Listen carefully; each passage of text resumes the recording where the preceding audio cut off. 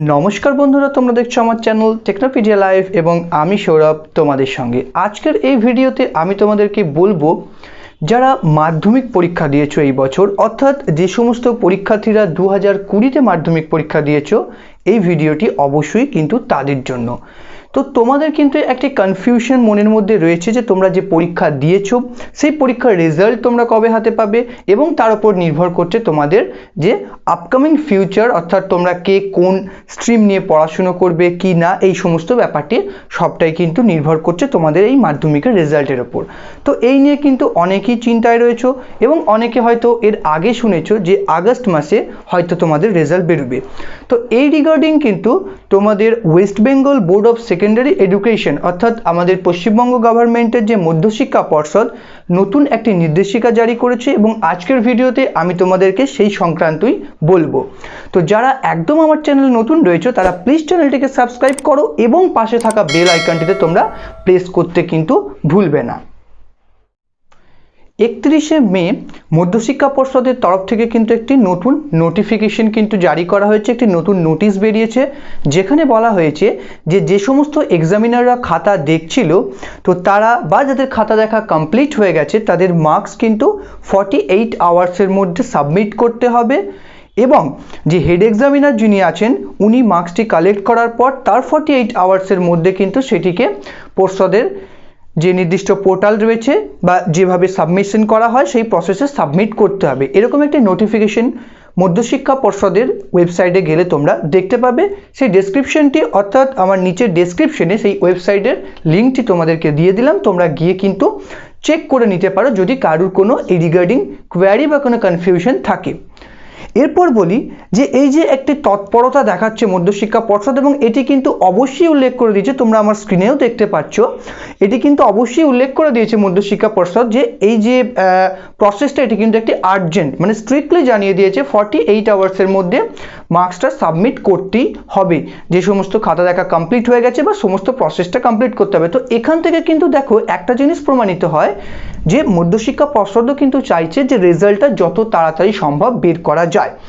তো এমনটা কিন্তু সোর্স মারফত জানা যাচ্ছে যে তোমাদের রেজাল্ট অবশ্যই কিন্তু জুলাইয়ের সেকেন্ড উইক, অর্থাৎ 15ই জুলাইয়ের আগে তোমাদের রেজাল্ট কিন্তু তোমরা হাতে পেয়ে যাবে। কয়েকদিন আগে আমাদের মাননীয় শিক্ষামন্ত্রী পার্থ চট্টোপাধ্যায় মহাশয় তিনিও কিন্তু বলেছিলেন যে সমস্ত নাম্বার সাবমিশন হবার পর মোটামুটি 1 মাস টাইম লাগবে মার্কশিটটা আসতে এবং এই সিচুয়েশনে তিনিও চাইছেন না যে রেজাল্ট আউট হোক। তার একটাই কারণ যে মার্কশিট পেতে বা স্কুলে গিয়ে নাম্বার জানতে এই সমস্ত কিছু প্রবলেম ফেস করতে পারে স্টুডেন্টরা। তো তোমাদেরকে বলে রাখি যে যেটুকু তোমরা ধরে নিতে পারো বা আমারও যেটুকু কনসেপ্ট থেকে আমি তোমাদেরকে বলছি, এক্ষেত্রে কোনো ফেক নিউজ বা এরকম কোনো কিছু তোমাদেরকে কিন্তু আমি জানাচ্ছি না, যেটি একদম রিয়েল এবং as per my knowledge, as per my experience থেকে যেটা মনে হচ্ছে যে অবশ্যই তোমরা তোমাদের রেজাল্ট জুলাই মাসে পেয়ে যাবে। তবে জুন মাসের মধ্যে রেজাল্ট পাওয়ার সম্ভাবনাটি অনেকটাই কম, তার কারণ দেখো তোমাদের এই প্রসেসটা মার্কস কালেক্ট হবে, মার্কস কালেক্ট করার পর মার্কশিট প্রিন্টিং এবং এর কিছু প্রসেস রয়েছে। এছাড়া তোমরা আরও জানো যে অলরেডি কিন্তু একটি স্টেজের আনলক 1 লকডাউন স্টেজ চলছে, তো এরকম কিছু ডিফিকাল্টিস ফেস করতে পারে। তো সেই জন্য তোমরা মোটামুটি ধরে রাখতে পারো জুলাইয়ের সেকেন্ড উইক নাগাদ তোমরা তোমাদের মার্কশিট তোমরা রেজাল্ট পেয়ে যাবে।